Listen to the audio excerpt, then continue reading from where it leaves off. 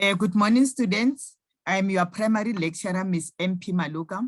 I will be taking you through the examination guidelines as we are now in the midst of the examinations. The purpose of this presentation is to provide you with the feedback on assignment 2 and to prepare you for the coming September to November online examination. I'm sure you are quite aware that we had some glitches on as far as the receiving of the assignments were concerned. There were some assignment number 2 scripts which were misallocated. So there are those that are still in the process of getting marked. So with the presentations that I will be running here, you will be able to get some of the feedback, even if you have not yet received the script. So as I will be going through the questions, as we will be going further, you will see how best you can attempt some of the questions as they have been presented in your assignment. So if you need some further assistance or you need to further communicate to me, you can contact me in these different ways. My telephone number is shown there, that is 012-429 6677. My email address is the same one as you have been contacting me with, and it is also available in the announcements under the overview of this module. One other important thing that you need to consider, each time when you send me your emails, please make it a point that you include your module name, you include your name, and as well as the student number in the communication. Also very, very important, please do not contact me with your private emails because that is not allowed. We have decided within the department that private emails are not going to be responded to any longer. So please do not disappoint yourself. Make it a point that you make use of their My Life address. The other important materials that may be of good help to you as you will be working on your examination, make it a point that you have the following materials. That will be tutorial letters 101, and as well as tutorial letter 201. One other important document will be your study guide, that is the HED2601. Make it a point that you all have all those materials. Our module, which is HED2601, is under NQF level 6. As you can see there, the description of the cognitive levels, that is, your examination will comprise of 20 level 1 and as well as level 2 questionings, which are for knowledge and as well as a little bit of comprehension. And then again, we have the 40% which will be allocated to cognitive level 3 and as well as level 4. Under those cognitive levels, it means that you need to apply your mind. You need to be again in the position of making the analysis. And then the other 40% will be for the cognitive level 5 and 6, which will be meant for evaluating and as well as synthesizing whatever that you will be questioned about. And what I'm making use of is the Bloom's taxonomy, which is one of the recommended levels in line with the NQF, and it has been proposed by the EXCO of the university. So all the questions that I will be posing and those that I have posed before, I have been consulting with the Bloom's taxonomy. So being the one that has been guiding me throughout when I was posing the questions and setting different types of assessments. What I'm expecting for the presentation, I do understand that you may not be in a position to interact since, well, this is done visually and that I'm recording it. Initially, we should have done online with all your participation. Unfortunately, we did not have time, and due to some other restrictions, I couldn't invite you to join the visual meeting. But one important thing is that you need to, you can still ask questions for clarity. You can make use of all the My UNISA tools, the discussion forums. You can also ask through my emails and as well as under the announcement tool. Share what kind of idea that will also benefit other students. And you must also have an understanding of how the exams will be conducted. So as I'll be going through this presentation, I will also be giving you some hints on how this examination will be conducted. Okay, so now let us look at the presentation layout. Very, very important. Okay, we are going to have a look at the assignment feedback. Remember that you had two assignments. The first one was the MCQ, which is automatically marked by the system. And then I believe that you have also received the feedback for that. And then the second assignment is the one that you have written, I think around June, July, of which I am going to embark more on it. And then I'm sure you might have heard of the examination invigilator app, which is meant for the examinations that have started. But with our modules, with the HED2601, is one of the modules that will not be making use of the invigilator app, as I've already indicated under the announcement. So the exam will be conducted the usual way through my UNISA. Okay, now fine. Looking at the first question of your assignment, comprised of 10 questions, which you were supposed to match column A, the universal right of children, which were indicated in column A, and you were matching them with their descriptors in column B. To get more information on this question, you were supposed to visit your study guide on page 94.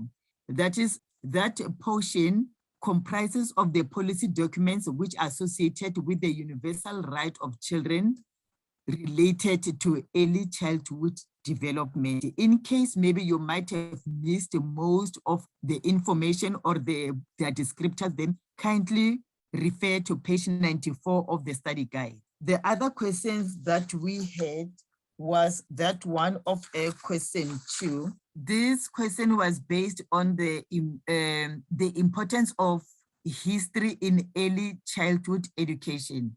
Again, in here, you were requested to mention the benefits according to those 4 scholars. So if you go to unit 1 of your study guide, you will find that they are clearly stipulated in them. There are more than 5, so I've only selected 5. And then other important thing, I did not only rely on the benefits that are from the study guide. I also made use of my own discretion, whereby in case the student has written something that is reasonable, something that is quite linking to the benefits of ECE according to those researchers, which I have accepted to be correct. So not necessarily that I was depending on those or on those as indicated in the study guide. So again, with the second question, which was based on industrial revolution, the question here wanted you to discuss how the effects of industrial revolution have affected children and women. I wasn't comfortable on how most of you have responded to this question, because most of you just went straight to the study guide and copied the text as it was, whereas you were expected to show the effects on children and women. So by the way you have responded, it means that you did not understand how the Industrial Revolution affected generally the people during that era. Though the marks were quite satisfactory, but I always thought that you were going to go beyond the marks that were attained. Again, please refer to unit 1 on the portions that deals mainly with industrial revolution. On this question, okay, fine. Looking at question 3.1, you were expected to apply your understanding and explain how Africanization is relating to early childhood education. So under this, firstly, you are supposed to understand what Africanization is before you can relate it to early childhood education. So in this case, you were supposed to have your Africanization, which will incorporate, adopts, and integrate the cultures of African visions and beliefs into educating African children. That was the main point that you were supposed to indicate when you were responding to this question. Again, you can also have included that the ECE curriculum or the syllabus prioritizes teaching children in an African way. So, okay, fine. By teaching children in an African way, it means that in here, you should have incorporated good examples like whereby children grow up observing their parents working in the homes or in the fields, anything that will have to do with the African way. And then going to 3.2, this one, it was responded in a very positive way, where you were expected to list the examples. So the examples were differing, but all what impressed me was that it was in line with what you have mentioned in 3.1. So I will not go into detail with this one. So, and then for 3.3, where you were given that extract on CEPEL, this question was poorly answered. I really don't understand how you have missed it, but I will try to clarify in a way that I expected it. So you'll have a look on what was extract all about. And then the first question needed your view. Why are Western perspective or theories dominant in South Africa's ECD? So in here, you should have indicated the feedback along this line that the influence of colonialism weakened the value of African indigenous knowledge and ways of doing things. So in a way, I would say that the colonialism were somehow oppressing the African indigenous knowledge. That was basically that. And the question was only allocated 2 marks. So anything to do with oppression, weakening the value of the African indigenous knowledge was something that I expected you to highlight in your question. And then to some extent, you can even indicate that the Western theories are believed to be superior and that they are scientifically proven. That was also going to be accepted, and that Africans were convinced that Western theories are much better than their African ones. Still making sense here. And that parents are still not fully engaged in their children's education as they are regarded illiterate. Obviously, that was how the Western theories were viewing our African society. So going to the second question, that was, what message is CEPEL trying to convey by writing scientific in inverted commas and with capital letter S? As you go back to the extract there, you will see that that scientific is in inverted commas and the S is also in a capital letter. Why? In the middle of the sentence. So it basically meant that he was emphasizing the fact that it stands as it is and that it cannot be changed. There's no doubt on it. So meaning that whatever that they have decided that their writing is scientific, it means that it has been researched and there is nothing that is going to change that. And then with the third question, it says, explain what was meant by Seppel in the sentence, the theories are presented as scientific. Okay, I think this question is also incorporated in that letter B. So meaning that it stands as it is, it has been researched, and there is nothing that is going to change whatever that has been mentioned in them. So those are some of the feedback that I have expected from you. Okay, fine. Furthermore, on the very same question, also meant that there is enough evidence to support those beliefs. By the beliefs here, we are referring to the Western perspectives or the Western beliefs. So it also meant that theories adopted by Africa were researched in Europe and America, and so they have to be tested, experimented, and proven first to ensure that they are relevant in Africa.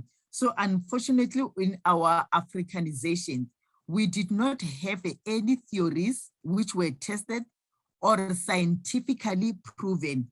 Hence, we relied on the Western perspective or on the Western theories. Next question, that was 3.4. That was the scenario about Mrs. Smith. I believe that you went through it.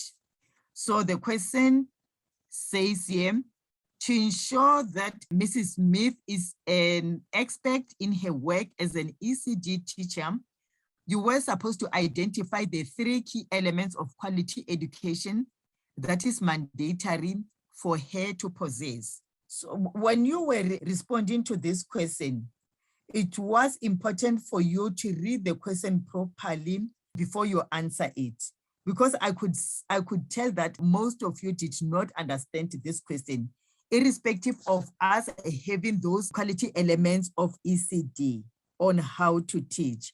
So that is also one of the questions that did not sink well with me.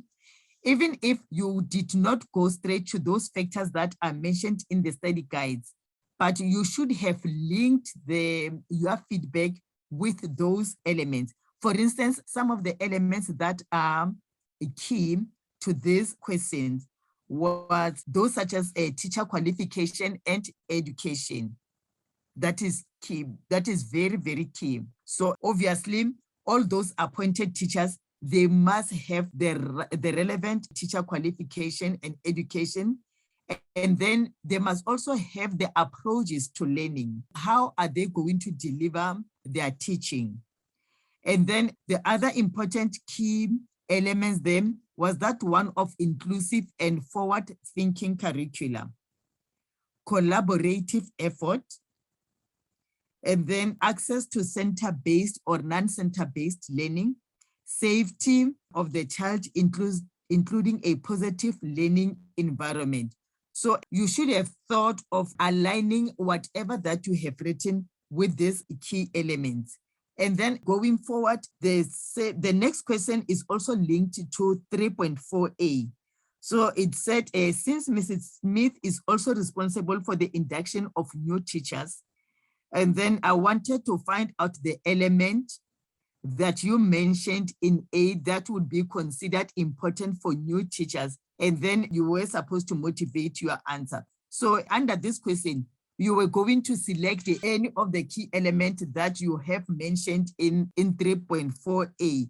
For instance, here, let us take, for example, approaches to learning. So we can say here, Mrs. Smith can encourage new teachers to employ different methods of teaching and learning to cater for all learners.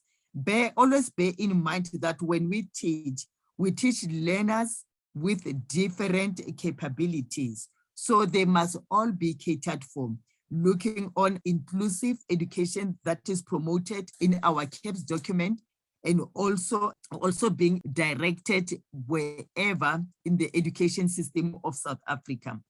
Question 4, again, it was based on the extract that I have indicated in them. So that was on Locke. It was based on the theorists. So you went through it. The question says, examine your thoughts about Locke's belief that children are born with empty knowledge and a blank slate. Remember that Locke was one of those theorists who believed that children are the tabula rasas, meaning that their minds are blank. So he postulates that any child is born with empty and blank knowledge, that the child will systematically be filled with knowledge as he acquires in the environment through their teachers and as well as the givers. So simply meaning that here, the children learn through observing and imitating adults as they grow around them. So that was basically that. Going to 4.2. I think the whole of this question is based on the theories. On 4.2, that is Vygotsky, the Vygotsky theory, who developed the idea of the ZPD, which suggests that when working with child zone proximal development, the teacher or more capable person sets a goal, such as the child writing his name with the support from the teacher to achieve the goal. So in there, you are expected to give the brief definition of ZPD, that is the zone of proximal development. I think that is clearly outlined in your textbook, in your study guide. So I have also accepted some of the reflections that you have mentioned as part of the definition for zone of proximal development. And then I've also included the scenario there, which was based on the ZPD. So I'll just shoot straight to the question because this is gonna be time consuming for us. So from the above scenario, you were supposed to identify 3 areas in this case study that included the ZPD. If you understand the ZPD correctly, you might have noticed that it emphasizes more on scaffolding, more on supporting. So from the scenario, there are some cases where the teacher was assisting the learners. So I have just mentioned the few which I have taken from the very same scenario in here. For instance, I have outlined that one which says the teacher switched from English to her local language, explaining step by step. So meaning that immediately after the teacher identified that the children were not understanding her or him in English, then he switched from English to that particular learner's local language. So again, how can you support them? How was the learner supported in this scenario? The teacher further helped with the toolkit pieces to construct a toy train. There were some kids who were struggling. So then the teacher intervened by assisting them putting all those pieces together to make the final product, which was a toy train. And then teamwork was also encouraged. Teacher assigned learners who seemed to be good to assist each other.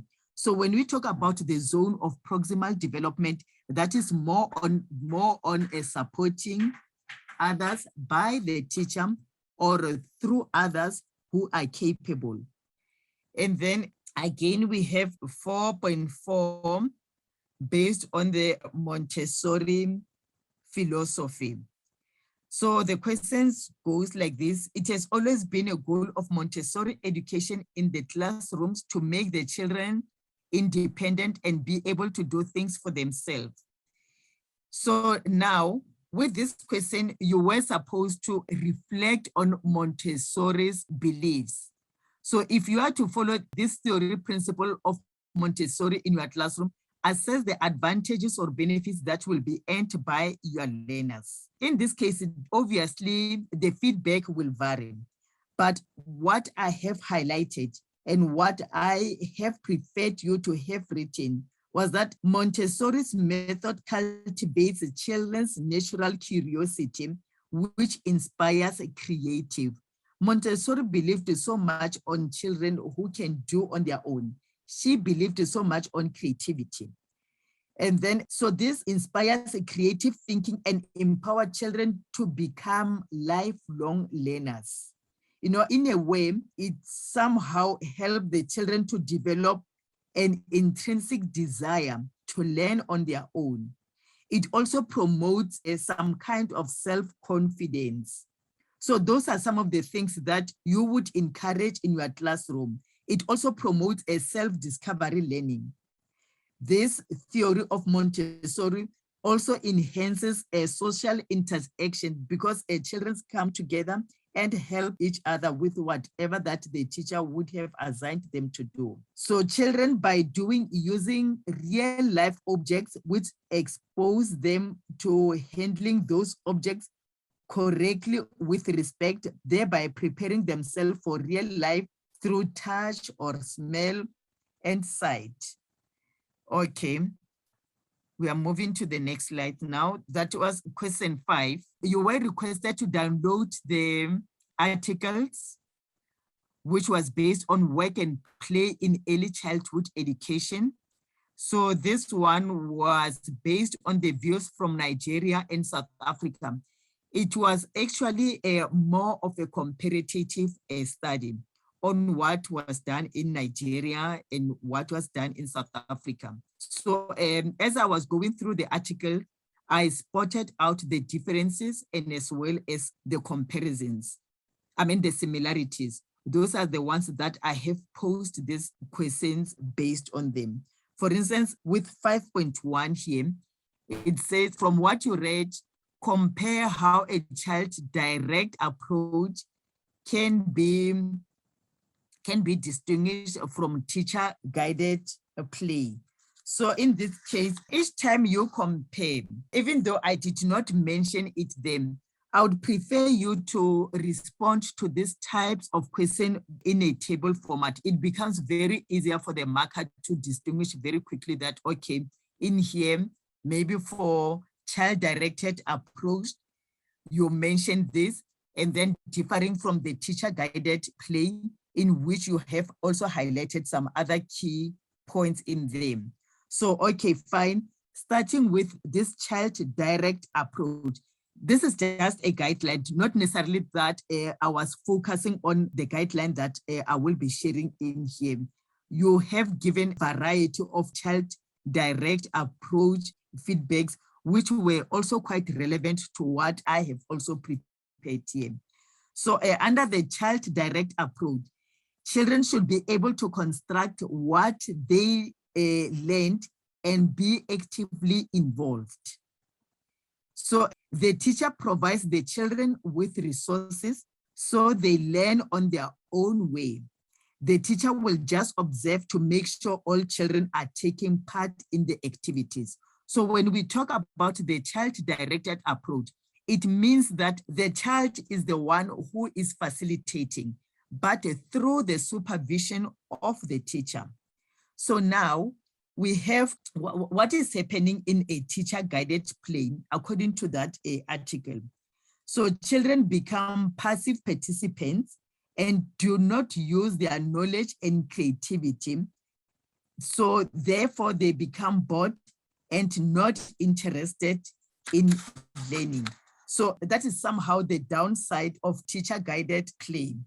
In the traditional teaching and learning, we had the teacher who was the only dominant role player.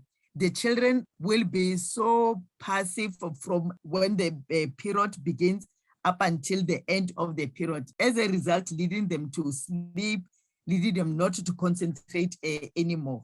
But if you interact, if you have them active during your sessions, obviously they will also be focused and able to grasp what is it that they are also learning on their own. So, and then still on the very same article, going to 5.2, it says, according to these two researchers, assume the importance of including play in the ECD curriculum. What is the main importance of incorporating play in the ECD curriculum? I had different responses from in here, which included those such as it promotes the healthy growth in development, It highlights that the child can learn to make sense of the world around them using their imagination, can also think of through play. Children can develop social cognitive skills, mature emotionally, and gain the self-confidence and problem-solving skills. Children can also develop social and as well as cognitive skills. It helps children to develop fine motor or small finger muscles, which should be strong to hold a pencil and write without complaining. So those are some of the importance of incorporating play in the ECD curriculum. And then going to 5.3, it says provide any 2 activities for your class that may be conducted in the form of a play. So I had so many different examples of plays that different students can make use of them in the form of play in the classroom. For instance, the ball play, the water play, drawings, the paintings, the hide and seek. So in here, I did not encounter any of the problem according to your responses. And then going to 5.4, it says in the child-centered approach, the child is at the center of learning, and it is the teacher's job to understand their individual needs and build on their existing potential. So in here, the question was posed like this: identify 5 acts that may not be regarded as child-centered approach. Remember that in here, the child is supposed to be the one who is dominant. It's more or less related to that 5.2. So the child is the one who is taking the lead in here. So we can say that children working to meet the objectives set by their class teacher, children completing activities designed by the class teacher in order to achieve the teacher's goals for the children, children only following the step-by-step instructions given by a class teacher and not bothering to think for themselves, children only being motivated to learn because they will receive a reward. In other words, there is no natural desire to learn. Children's work is only ever evaluated by the class teacher. There are no other opinions that count. So that is basically that the 5 acts that may not be regarded as a as a child-centered approach, because as a teacher, you just need to be there, but distance yourself from what the children are doing. Because if you keep on interjecting with whatever activities, then they are going to lose focus, and we will no longer consider that as a child-centered approach. And then for 5.5, it says, since 1994, there's been a collective will to increase ECD provisioning in South Africa. The government has introduced a number of initiatives related to the well-being of the child. So again, this also obtained from your study guide. So you were expected to list any 2 of the initiatives that have been introduced towards ECD provisioning.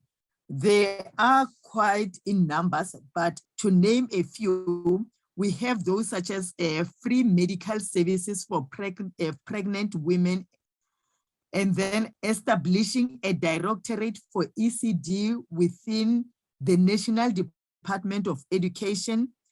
Another initiative was that of migration of ECD from Department of Social Services to Department of Basic Education. The process is still on this one.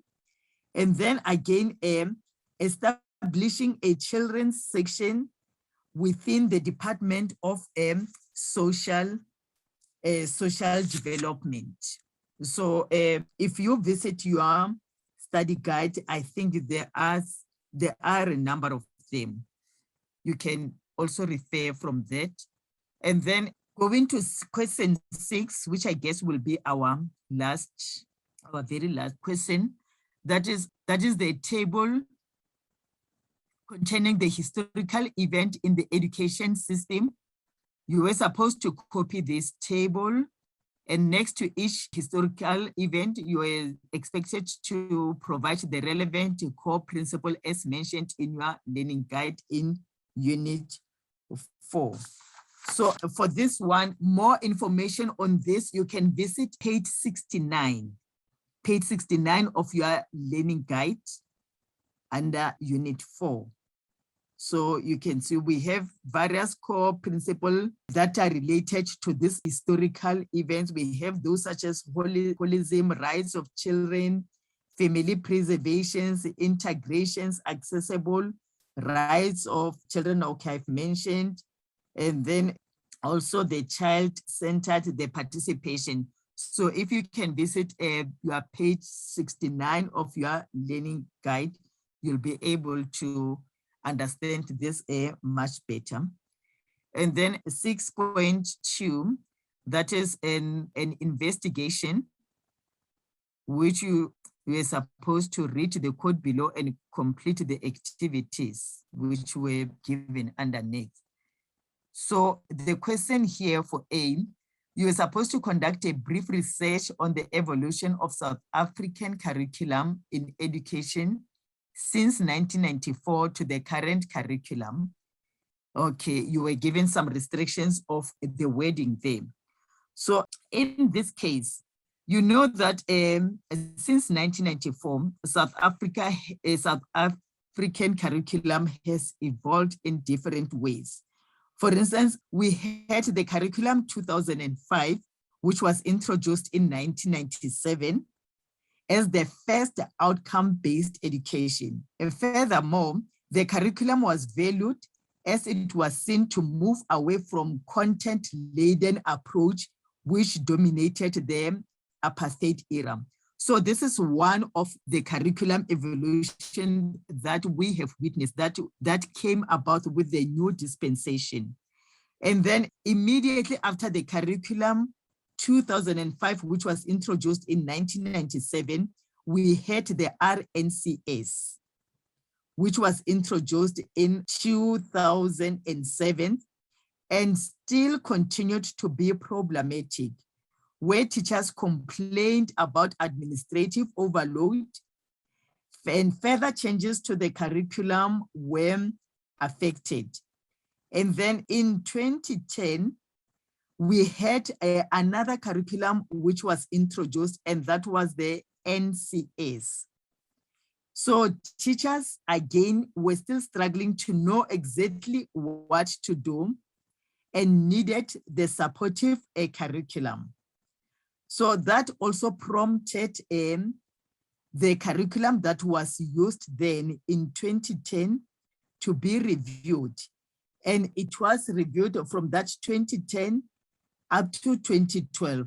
And it was then that CAPS, which is the currently used curriculum here in South Africa in all the public schools. CAPS was finalized in 2012, and it is the current curriculum which attempted to address some number of issues depicted from the previous curricula. So CAPS is again viewed as more prescriptive in that it gives teachers specifics about how long they should spend on any of their learning areas. And assessment strategies are also entailed in the CAPS document. So that is in short how the curriculum in the South African education system has evolved.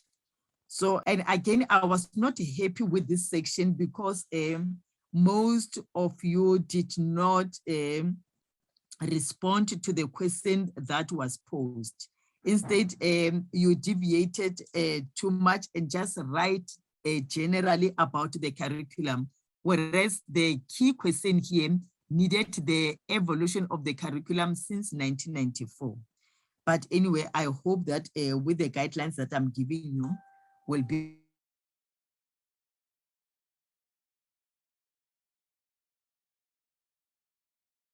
where you released the references. And then what I want to emphasize in here, under the listing of the references, you need to consider the Harvard method of referencing. So the way most of you have a reference was not according to the expectations of your level.